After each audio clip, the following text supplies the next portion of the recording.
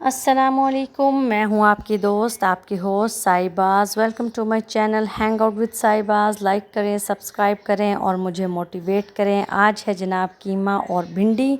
आज मेरे किचन में ये बनी है। यहाँ जनाब फ्रेश भिंडी है बिल्कुल। मैंने इसको धोकर अच्छे से और धूप में थोड़ी देर रखा, थोड़ी सी बिल्कुल देर, ऐसे 5 से 7 मिनट। फिर मैंने इसे उठा लिया और ये बिल्कुल खुश्क हो गई। मैंने इसे कपड़े से अच्छी तरह साफ़ करके कटिंग कर ली। ये है जनाब कीमा। और ये जो है ना, मैंने फ्रीज़ किया हुआ है धोकर। फिर मैंने इसे खुश्क करके फ्रीज़ किया है ताकि पकाने के टाइम पर ये वाला झंझट ही ना हो। और ये है जनाब यहाँ पर लाल मिर्च, धनिया पाउडर, गरम मसाला, नमक, कलवंजी और मेथी दाना। ये ज़रूर अपने खानों में ऐड करें। और जनाब यहाँ पर है मेरे पास टमाटर, अदरक और हल्दी का पेस्ट। हल्दी जो मैं आपको कई दिनों से बता रही हूँ कि मैं फ़्रेश पीस रही हूँ। साथ में प्याज है, लहसुन को मैंने काटा हुआ, चॉप किया हुआ बारीक जूलियन कटिंग में। और जी जनाब, यहाँ मैंने प्रेशर कुकर में डाल लिया है पानी, जितना मुझे रिक्वायर्ड है कीमे को गलाने के लिए। ज़ाहिर है ये बीफ है तो मैंने इसमें इतना पानी डाला कि तकरीबन ये मेरा 10 मिनट का वेट एक ही दफ़ा में आ जाए। तो जनाब पानी को हमने गरम कर लेना है। गरम करने के बाद तो इसमें हमने कीमा डाल देना है। फिर साथ में टमाटर, प्याज और जो हल्दी और हमारे पास अदरक पिसी हुई है, मोटी मोटी पीसें उसको भी, और जो हमारा लहसुन है वो हमने इसमें डाल देना है।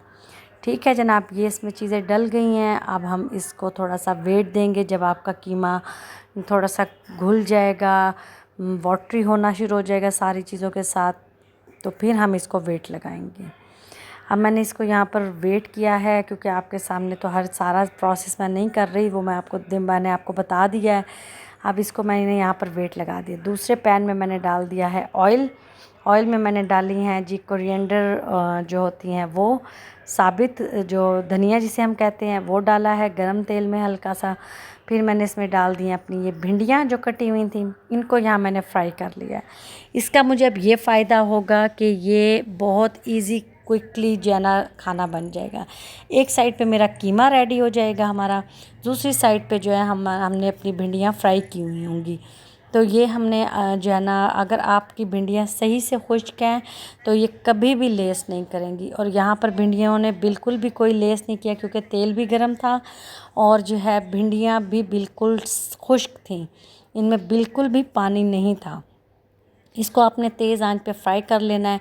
इतना फ्राई कीजिएगा कि ये थोड़ी सी, मतलब जैसे हम चावलों में कहते हैं ना एक कन्नी कच्ची रह जाए, इसी तरह भिंडियों को भी आपने ऐसे ही रखना है क्योंकि अभी हमने इसको कीमे में डालना है। अगर ये कीमे में फिर जाएगी तो ही इसका टेस्ट निकलेगा, बाकी इसको हमने कीमे में ही कुक करना है। यहाँ मुझे लगी अब बहुत ज़्यादा गर्मी और शदीद प्यास, तो मैं बाहर आई, आके मैंने अपने लिए जनाब कच्ची लस्सी बनाई। फटाफट मैंने वो पी। गर्मी के मौसम में जब आप कुकिंग करें तो अपने लिए पहले से एहतमाम करके रखें, या शिकंजबीन बना के रखें, या ख़ाली नींबू पानी बना के रखें, या फिर नमकीन लस्सी बना के रखें। वो पीने के बाद जनाब मैंने बनाया ये प्याज चॉप किए क्योंकि ये भी इसमें डलेंगे और इससे इसका टेस्ट मज़ीद इन्हेंस हो जाएगा। बाज़ लोग बनाते हैं ख़ाली भिंडी में कीमा डाल देते हैं, मुझे नहीं वो पसंद आती। मुझे लगता है कि प्याज जो है ना इसमें क्रंची फ्लेवर पैदा करता है, तो वो ज़रूर आप डालें। फिर यहाँ पर जनाब अब मैंने कुकर से इसको निकाल लिया था। कीमा हमारा ऑलमोस्ट डन हो चुका था, बिल्कुल बेहतरीन गला हुआ था। और यहाँ थोड़ी सी आपको लाइट की डिस्टर्बेंस महसूस होगी क्योंकि मेरा यहाँ पे थोड़ा सा मसला हो गया था लाइट का। तो जनाब ये मैंने सारे इंग्रेडिएंट्स अब इसमें डाल दिए हैं और ये थोड़ी सी लाइट आ रही है जा रही है, ये हम सेटिंग साथ के साथ कर रहे थे। और क्योंकि खाने को मैं लेट नहीं कर सकती थी, मैंने आपको बताया था कि पूरी ट्राई है कि मगरिब के बाद खाना खा लें, इशा से पहले पहले हमारा डिनर डन हो जाए। तो ये बच्चों में हैबिट बनाने की मेरी कोशिश चल रही है।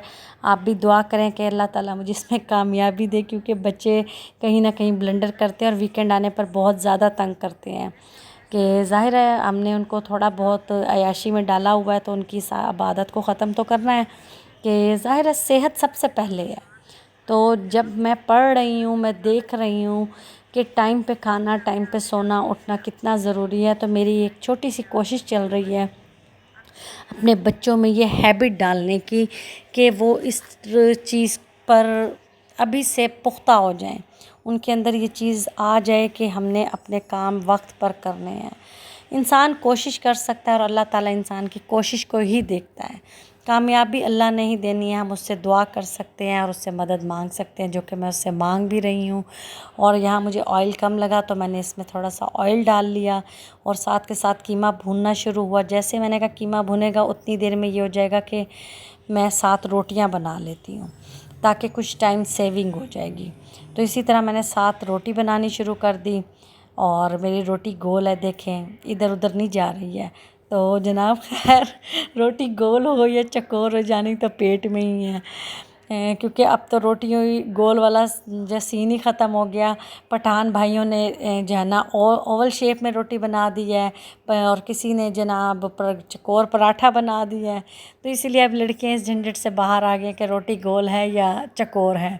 तो जनाब यहाँ कीमा भून चुका है, देखें इसका ऑयल निकल आया है। अच्छा, आपका सालन तब अच्छा बनता है जब आपने अपने मसाले को सही से भुना हो, चाहे गोश्त डला हो या ना डला हो।